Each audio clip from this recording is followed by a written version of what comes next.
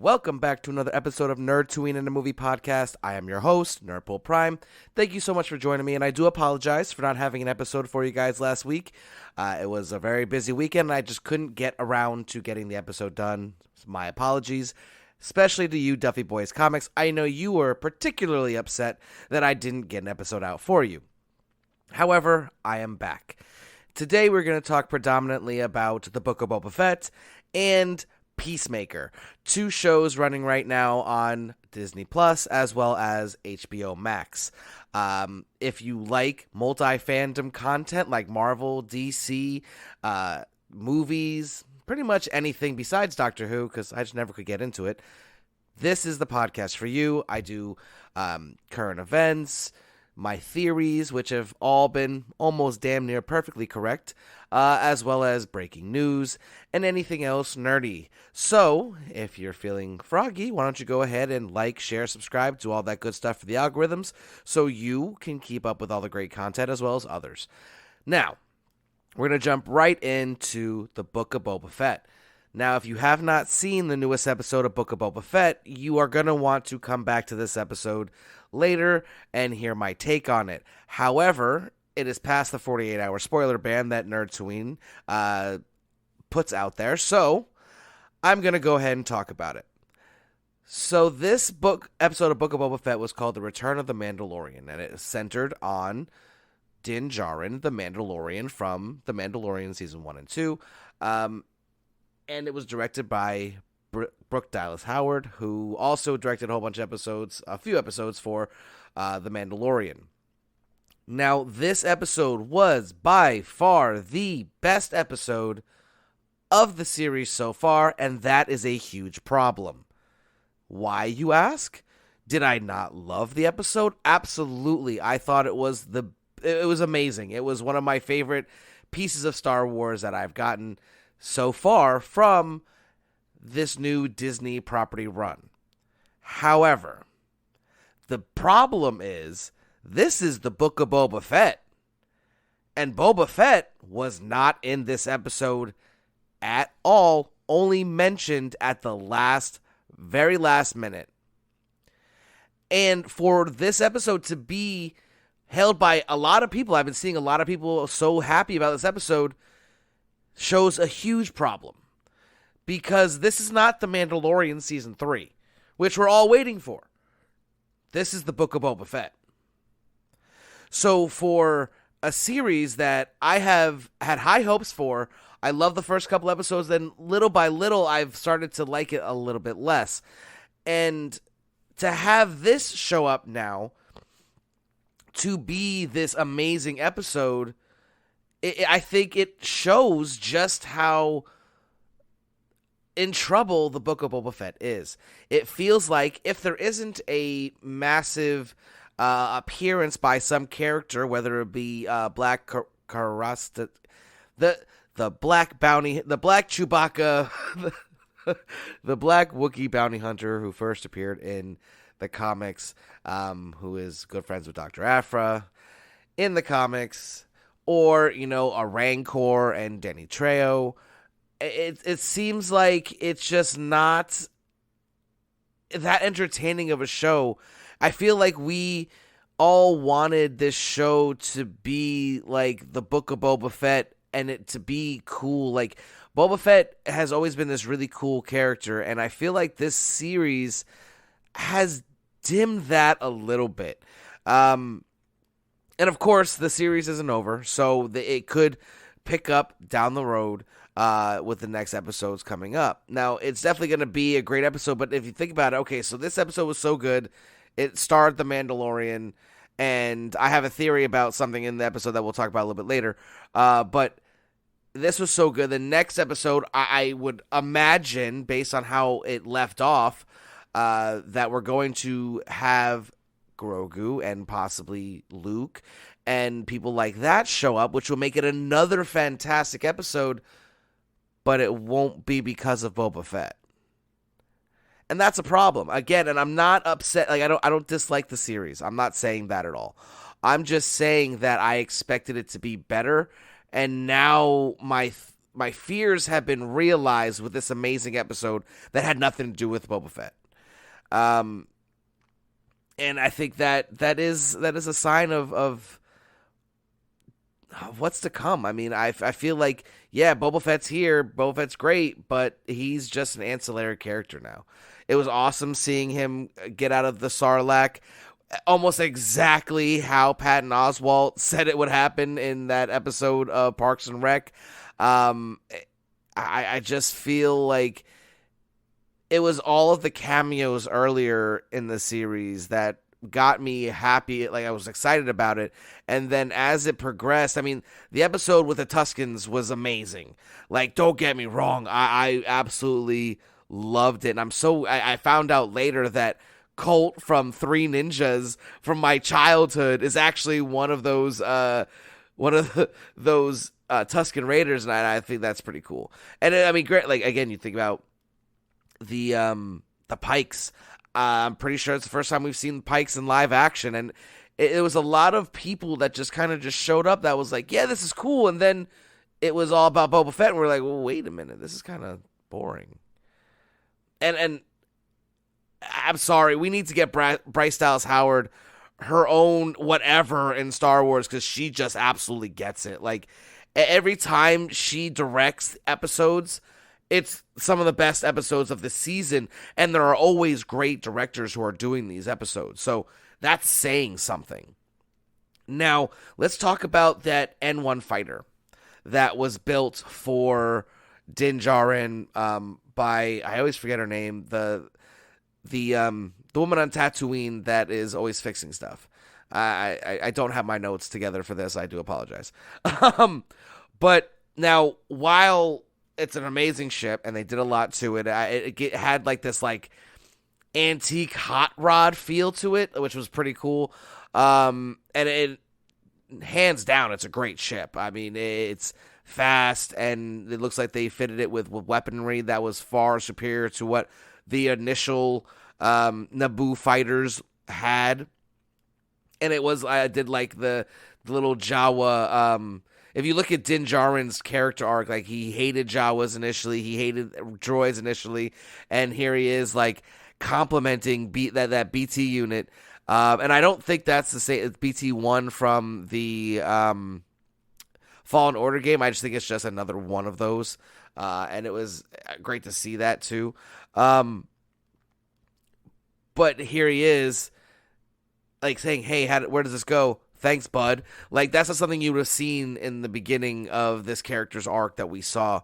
So it shows a great bit of character development. And it also, we're going to circle back to the Dark Saber in a second, but I want to talk about that fighter.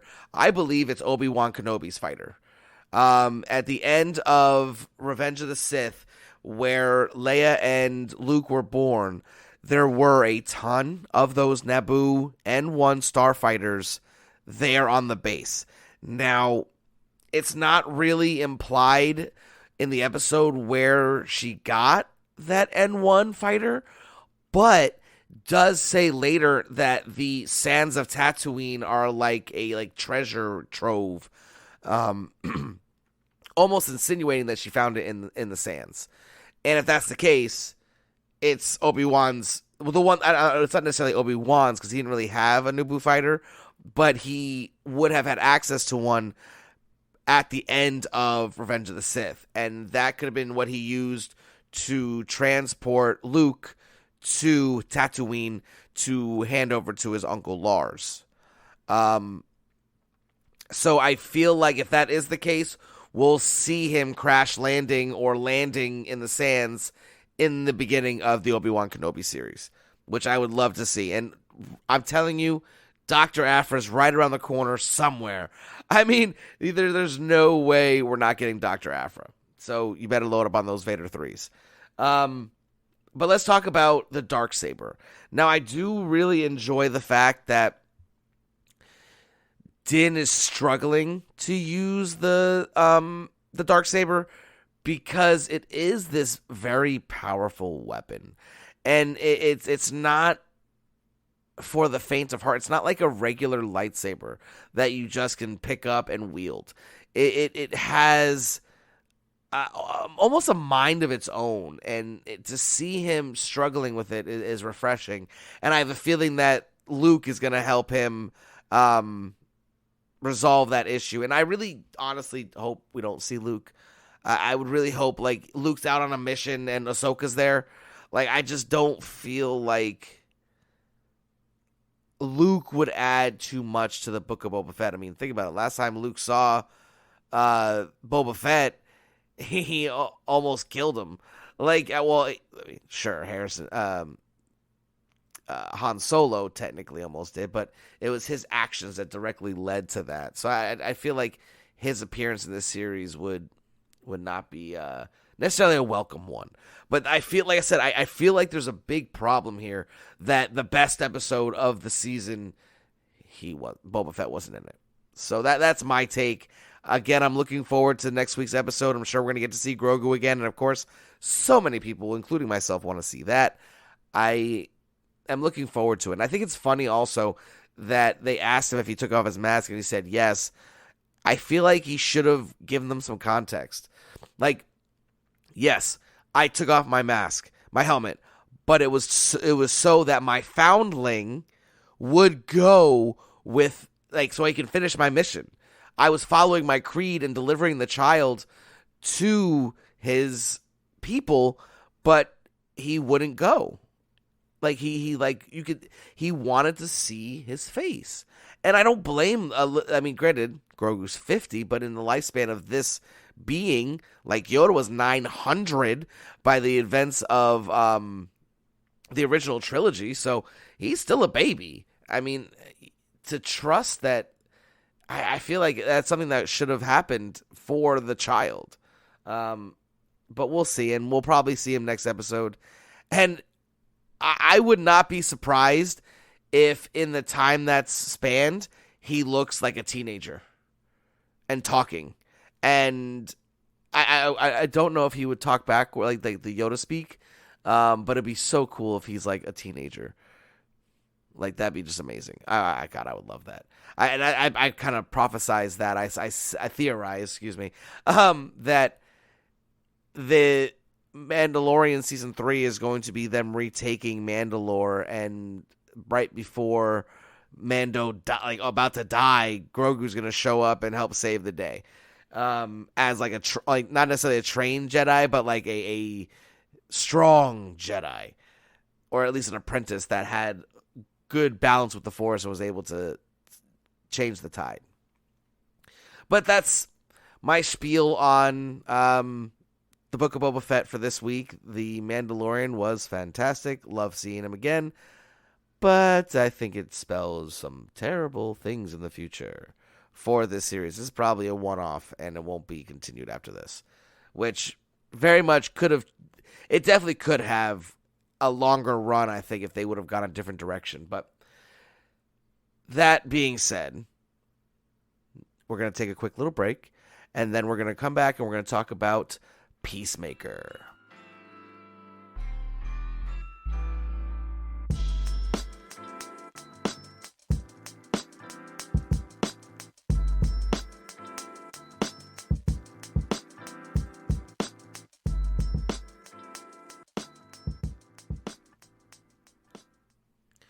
Welcome back. So, as promised, we're going to talk about Peacemaker, the amazing series on HBO Max from James Gunn.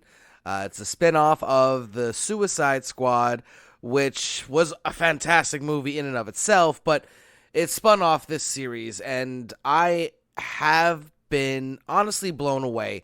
I'm not going to really do like a full breakdown. I'm just going to do it's like almost like a review at this point.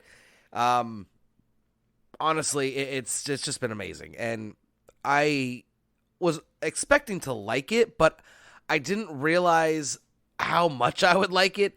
And excuse me, from the very opening, that opening dance number and song, I don't skip it. I skip almost every intro at this point, besides like Batman the Animated Series, and honestly, this. Like, there's only a couple that I actually don't skip. It's just they're just amazing, and I let it play every time, and this is definitely one of them. John Cena is by far a much better actor than I gave him credit for. His range in this series has been nothing short of spectacular. He has these funny moments, these action scenes, and then real heart. I mean, I've been surprised. He is a very talented actor, and he's not a quote-unquote wrestler who acts. He is an actor, and I am so happy that he's done so well with this. I initially, from the trailers, I wasn't feeling Vigilante. I just didn't think it was a very good take on the character. I was 100% wrong. This take of Vigilante is just perfect. I love. There's every single character in this show who is not a bad guy, basically. I've loved, and I just can't get enough of. I like the twist that the new girl is Amanda Waller's daughter. I really enjoyed that little spin there, that even Amanda Waller will use even her daughter to get her her tasks done. It's really refreshing to have a series that takes itself seriously while making a complete joke of it.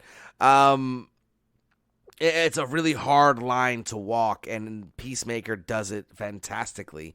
There are numerous DCEU references that were just amazing. Like, he had this whole spiel about how many people has Batman indirectly killed because he didn't have the audacity to kill all of his bad guys. When Peacemaker is being questioned, is like, you're not a superhero. He's like, where's your rogues gallery, basically? And he's like, they're 6 feet under the ground. That's where they are.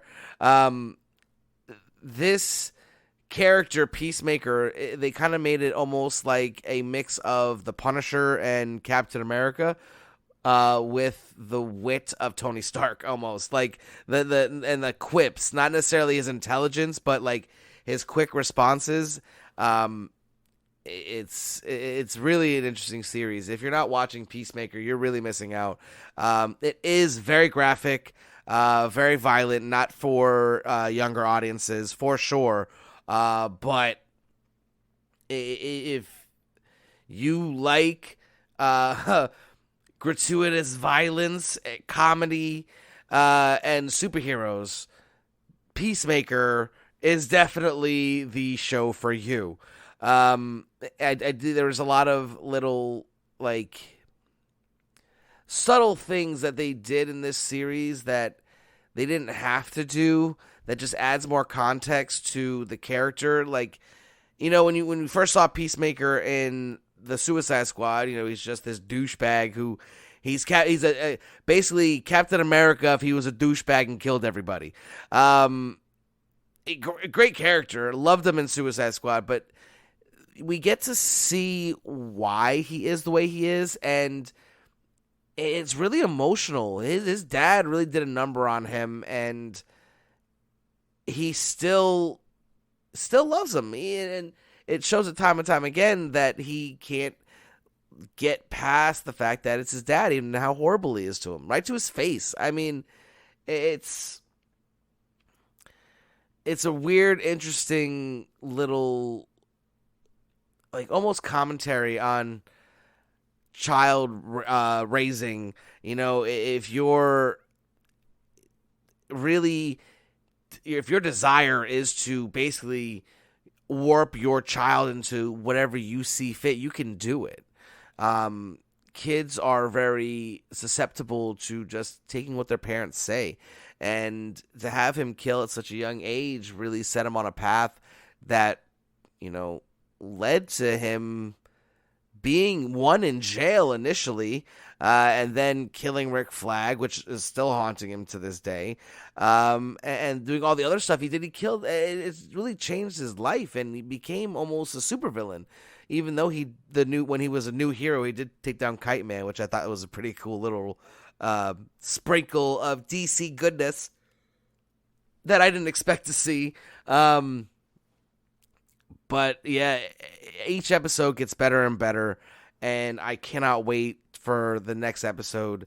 It left on a huge cliffhanger, and man, the last 2 episodes actually left on really big cliffhangers, and they like really did well at paying those off, but not when you thought. Like, spoiler warning, obviously, if you haven't seen the episodes, but again, the spoiler warning window has passed. It's revealed that one of the guys who's trying to stop the butterflies, which is the quote unquote villains of the series, is a bad guy. Like, he's one of the butterflies, and it wasn't addressed until right at the end to leave you on another cliffhanger. Because definitely you don't know what's going to happen out of bio with this very bad butterfly getting ready to attack her. And it's like I said, Peacemaker is just such a great show, and I know when Duffy listens to this, he's gonna be like, "Oh my god, I so totally feel the same way," because we've talked about how amazing this show is, and I can't wait every week for it to come out. I'm more excited about Peacemaker than I am the Book of Boba Fett. Even though Book of Boba Fett is basically the Mandalorian season 3. Sort of. Shh, don't tell anybody. Because it seems like these next 2 episodes are going to lead right into a very Mandalorian-centric. Look at that. I was talking about Peacemaker and circled all the way back to Mandalorian. But that's all I have for you this week, guys. And ladies and robots and aliens and whoever else or whatever else is listening. I really appreciate all your love and support. This has been a labor of love for me for over a year now, and we're just getting started. Make sure you check out all of my stuff on YouTube as well. I don't have all of my interviews yet put up through the audio only. I do the interviews live on my YouTube channel. Same name, Nerdtooine and a Movie Podcast. I just recently did an interview with both writers from the smash hit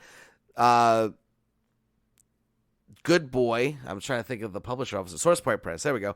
The Source Point Press smash hit Good Boy. The good Dr. Christie, as well as Garrett Gunn, joined me last week, 2 weeks ago, live on my YouTube channel. Check it out. We had a great time, talked about great books, and dropped some great information about future titles. These two are some of the most talented writers I've ever seen. I also had the luxury of reading Postmasters, which I'll be talking about on upcoming shows, which is from Garrett Gunn. It's fantastic, absolutely fantastic. And just to hear their stories, it was amazing. So if you haven't checked it out, please do go on my YouTube channel, drop a comment on the video saying that you found me from my podcast. It'll make me feel really happy, and I respond to all likes and comments for sure. So that being said, thank you so much for joining me this week. Stay tuned for more great content coming very soon. Check out my Nerdtooine comic auctions on Whatnot. Just go on Whatnot and search Nerdtooine, or you can use the link in any of my Instagram bios. It's all there on my link tree. So that's my pitch. Hope you're having a great day, or whenever you're listening to this, great night, and hope to see you next week. Until then, this is Nerdpool Prime, signing off.